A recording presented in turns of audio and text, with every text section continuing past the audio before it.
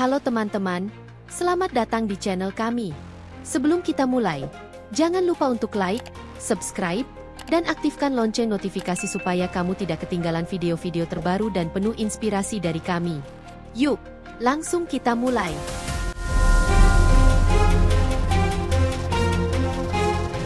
Jakarta dalam upaya mendorong pertumbuhan ekonomi nasional yang lebih dinamis dan mengurangi ketergantungan pada APBN, pemerintah Indonesia telah mengambil langkah berani dengan membentuk Badan Pengelola Investasi Daya Anagata Nusantara yang lebih dikenal sebagai BPI Danantara. Proyek Superholding BUMN ini, yang direncanakan akan resmi diluncurkan pada 24 Februari 2025, mendapat sorotan tajam dari berbagai pihak, baik pendukung maupun pengkritiknya, terutama ketika bayang-bayang skandal 1MDB di Malaysia masih membayangi. Pembentukan Danantara merupakan wujud nyata visi Presiden Prabowo Subianto untuk mendorong reformasi tata kelola BUMN.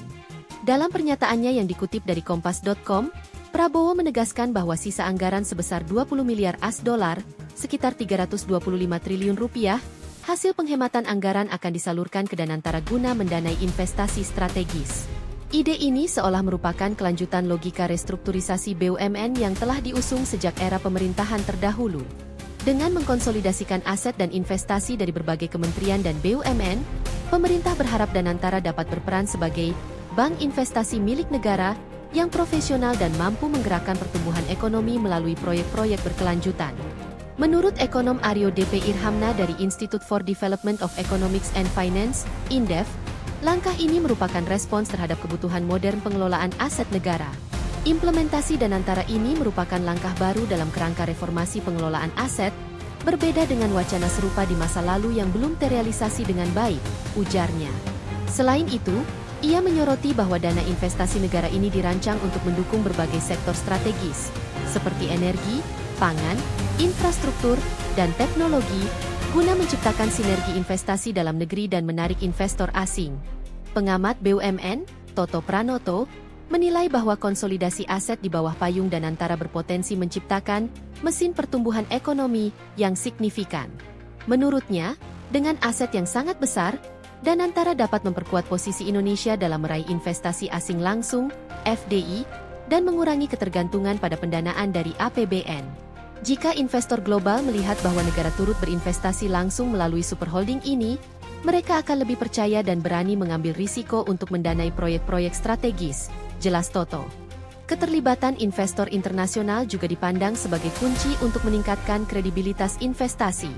Dengan model pengelolaan investasi yang diinspirasi dari Temasek Holding Singapura dan Khazanah Nasional Berhad Malaysia, Danantara diharapkan mampu menawarkan portofolio investasi yang kompetitif dan adaptif terhadap dinamika pasar global. Namun demikian, perbandingan dengan dua institusi tersebut tidak sepenuhnya menggambarkan tantangan yang ada di Indonesia. Temasek, misalnya, telah berevolusi selama beberapa dekade dari pengelolaan aset domestik menjadi perusahaan investasi global yang fleksibel, sedangkan Khazanah memiliki peran ganda dalam pengelolaan portofolio dan aset strategis nasional.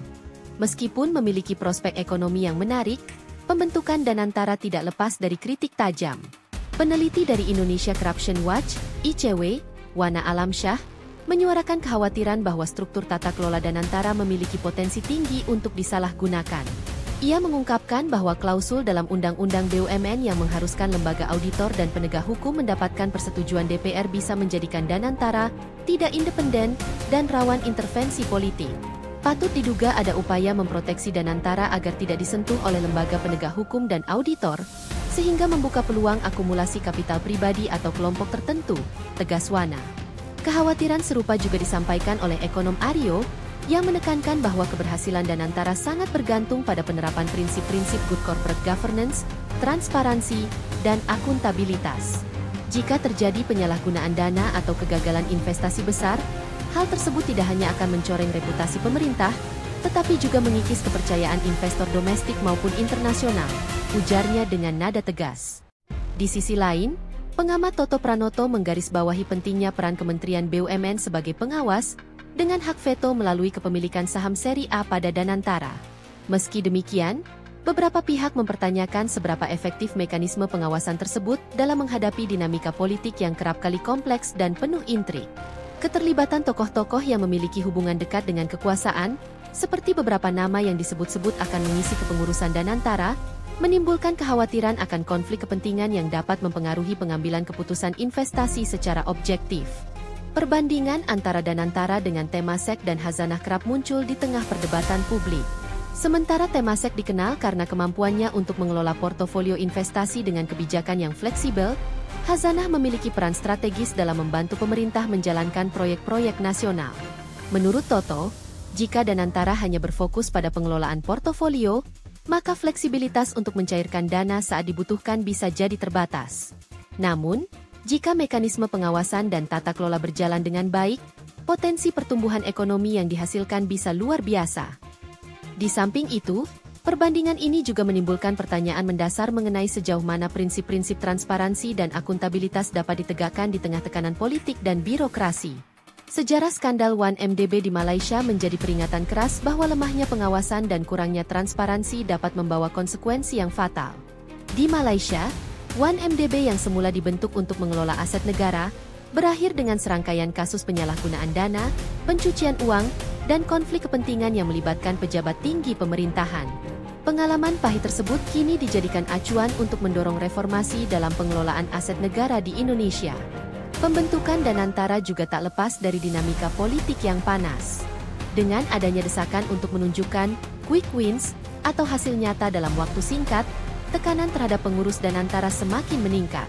Pengamat politik menilai, jika Danantara gagal menunjukkan kinerja yang memuaskan, publik bisa segera kehilangan kepercayaan dan mengaitkannya dengan praktik korupsi yang selama ini merundung BUMN.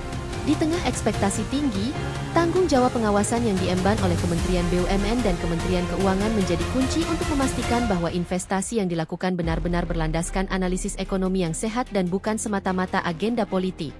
Beberapa nama yang telah disebut-sebut akan mengisi kepengurusan Danantara, termasuk tokoh-tokoh dengan latar belakang politik dan birokrasi yang kuat, menambah kompleksitas situasi.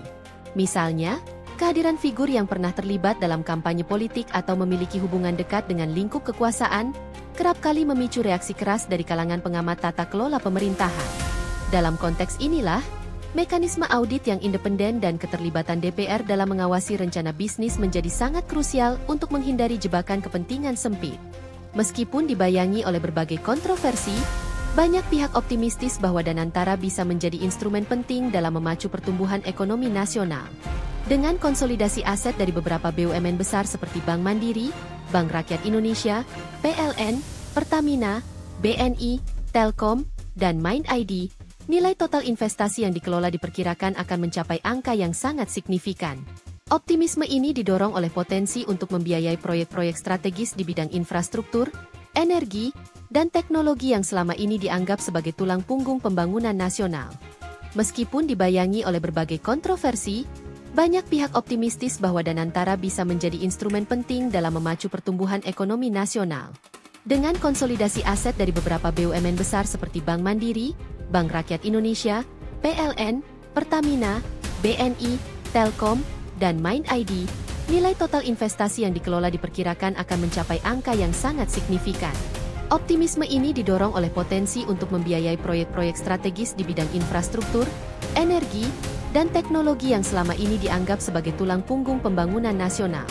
Para ekonom dan pengamat juga menekankan bahwa keberhasilan Danantara sangat bergantung pada reformasi menyeluruh dalam tata kelola BUMN. Jika mekanisme pengawasan dapat ditegakkan secara independen dan transparan, superholding ini berpeluang tidak hanya menjadi sumber pendanaan bagi pembangunan nasional, tetapi juga menjadi contoh nyata modernisasi pengelolaan aset negara di era globalisasi. Di tengah gegap gempita prospek ekonomi yang menggoda, pembentukan Danantara menghadirkan dualitas yang memerlukan kewaspadaan tinggi. Di satu sisi, superholding ini menawarkan jalan bagi Indonesia untuk mengakselerasi pertumbuhan ekonomi melalui investasi strategis dan diversifikasi aset. Di sisi lain, bayang-bayang skandal 1MDB dan potensi konflik kepentingan menuntut penerapan prinsip-prinsip tata kelola yang ketat serta pengawasan yang independen.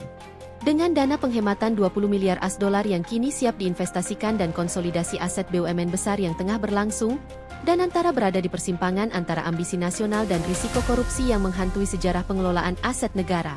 Kedepan, kinerja dan integritas badan ini akan diuji secara intensif oleh publik, investor, dan lembaga pengawas. Apakah Danantara mampu membuktikan dirinya sebagai motor pertumbuhan ekonomi yang kredibel? Atau justru menjadi awal dari rangkaian skandal besar yang merusak kepercayaan masyarakat? Hanya waktu dan implementasi kebijakan yang akan memberikan jawaban atas dilema strategis ini. Dalam suasana politik yang penuh dinamika dan ekspektasi tinggi, para pemangku kepentingan menantikan langkah konkret yang dapat menyeimbangkan antara pertumbuhan ekonomi dan prinsip good corporate governance.